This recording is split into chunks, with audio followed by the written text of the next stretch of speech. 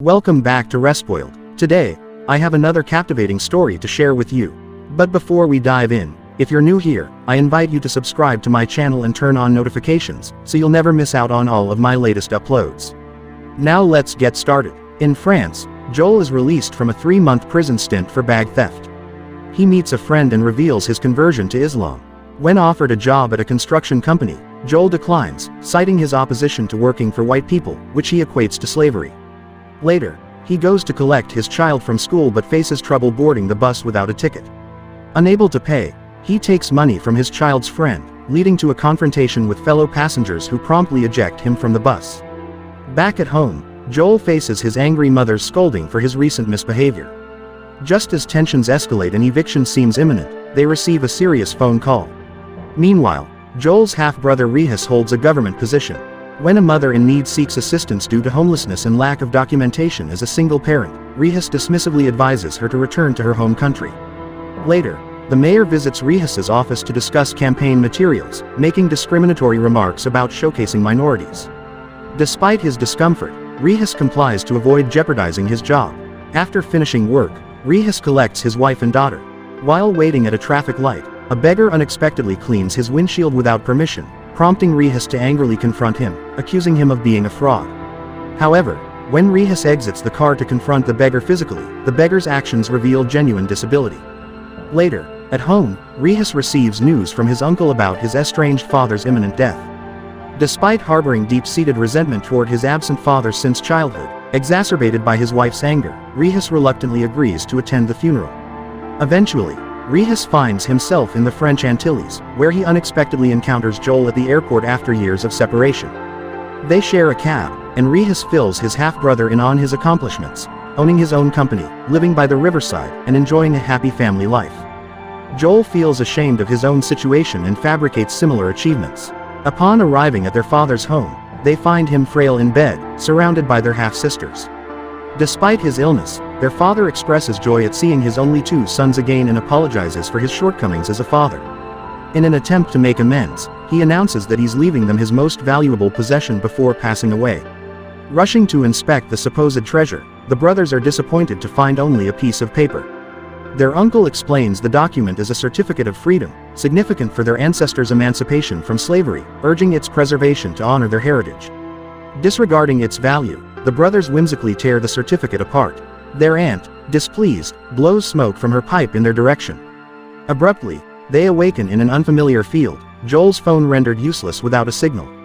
Puzzled if they were abducted, they spot a black man fleeing, pursued by 2 white individuals. While Joel runs, Rehis attempts communication, resulting in their capture and confinement in a cage. They're escorted to the nearby town on horseback, and when Rehis objects, he's whipped and subjected to derogatory remarks. Upon arrival, their clothing is confiscated, and they're grouped with other recent arrivals from Africa for sale. Despite Rehis's protests, he's struck, unaware of his aunt's presence nearby. Gradually, the other slaves are sold off to wealthy buyers, leaving only the brothers behind. Desperation sets in for the seller, offering both for the price of one until Mr. Jourdain purchases them. They then embark on a long walk to the plantation, already bustling with slaves.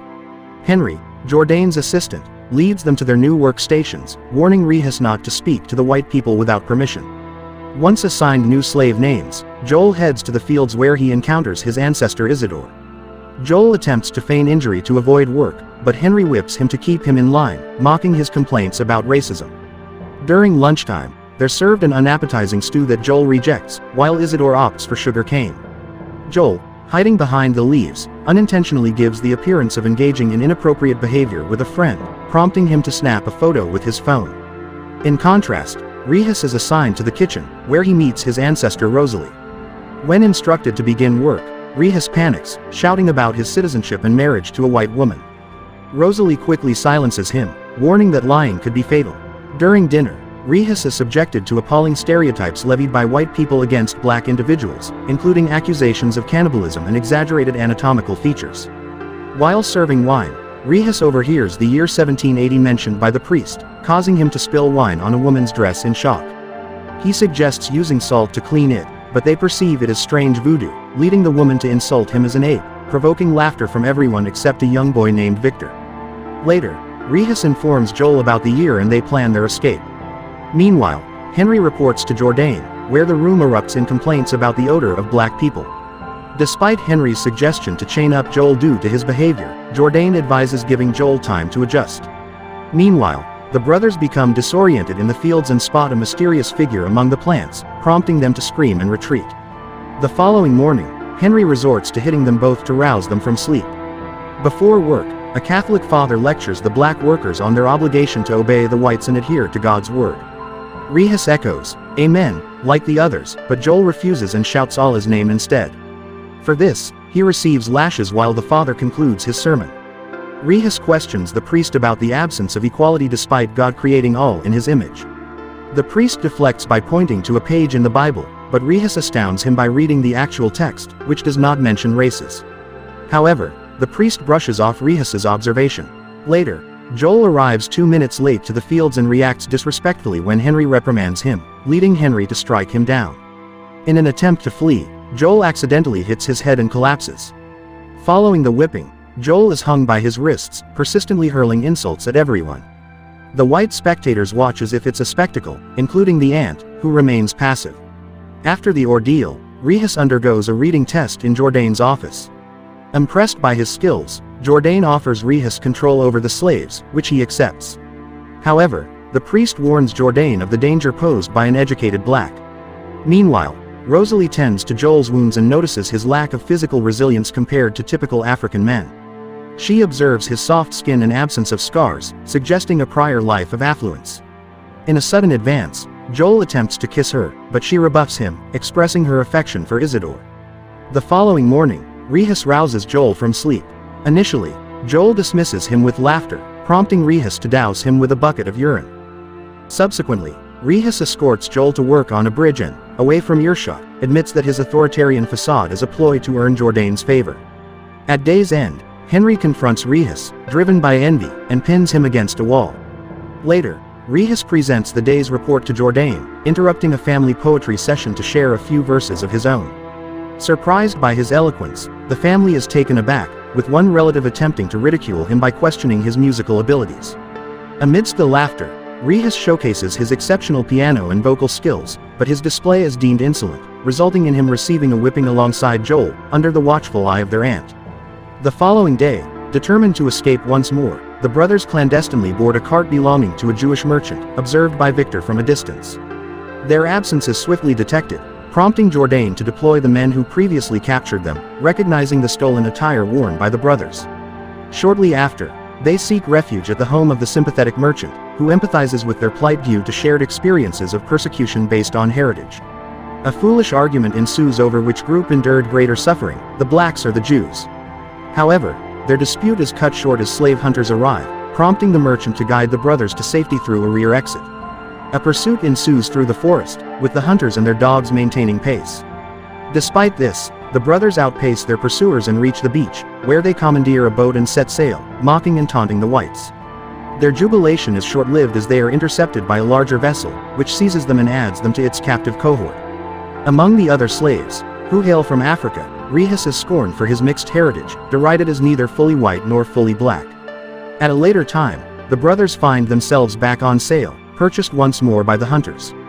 During their journey back to Jourdain's estate, the group pauses in the forest for a rest, where one of the hunters contemplates severing the brothers' feet. Suddenly, they are encircled by the Maroons, a band of escaped black slaves. The brothers are rescued and warmly welcomed into the Maroon community. However, the tribe leader assigns them new names, assuming Joel and Rehus are their slave appellations. While Joel enthusiastically participates in the tribe's rituals, Rehus hesitates upon learning of their intention to eliminate all whites, given his marriage to a white woman. Now considered traitors by the Maroons, the brothers flee as they are pursued out of Maroon territory. The next morning, Joel and Rehus awaken in a forest and are surprised to find their aunt seated nearby.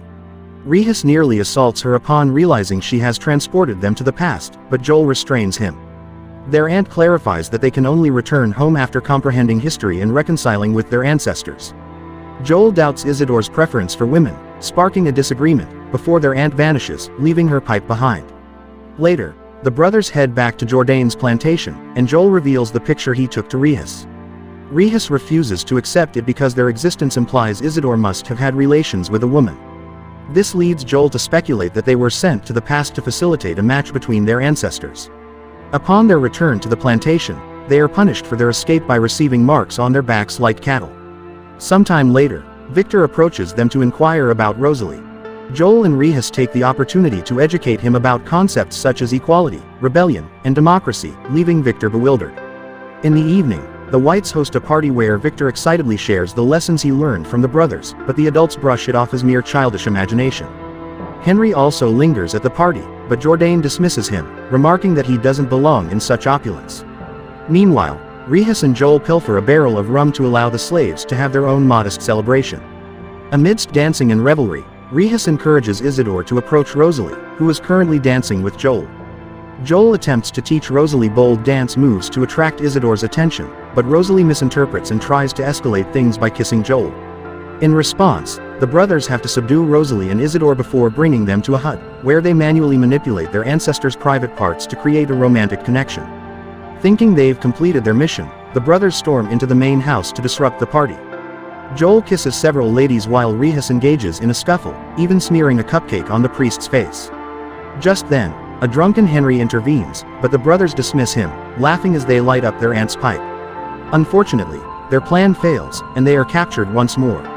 The following morning, they are led outside for execution. In a stroke of luck, Victor's escape attempt draws everyone's attention as he falls into the river. Seizing the opportunity, Isidore incapacitates Henry, allowing the brothers to break free and flee. While making their way across the plantation, they spot Victor struggling in the river. Without hesitation, they dive in to rescue him. Despite Joel's inability to swim, Rehus manages to save both him and Victor. Later, in Jourdain's office, it's revealed that Victor had pleaded for their freedom, and the necessary paperwork is prepared. Recalling his aunt's advice, Rehus requests freedom for Rosalie instead. Initially, Joel chooses his own freedom and departs, but to Rehus's surprise, he finds Joel back in the fields with him shortly after.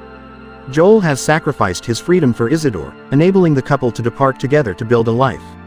Following a heartfelt farewell, Henry interrupts, reminding them of their duties, inadvertently blowing smoke from the purloined pipe over them. Suddenly, the brothers vanish and return to the present, where their aunt commends them, and the certificate is once again intact. In time, the brothers focus more on improving their lives. Joel accepts a low-paying job in construction without complaint, while Rehus begins confronting the mayor's prejudices, even displaying his burn mark as evidence. Back at home, Rehus and Joel are alarmed to discover their daughters have accidentally torn the certificate. Don't forget to like, subscribe and enable notifications for more content like this. Thank you for watching.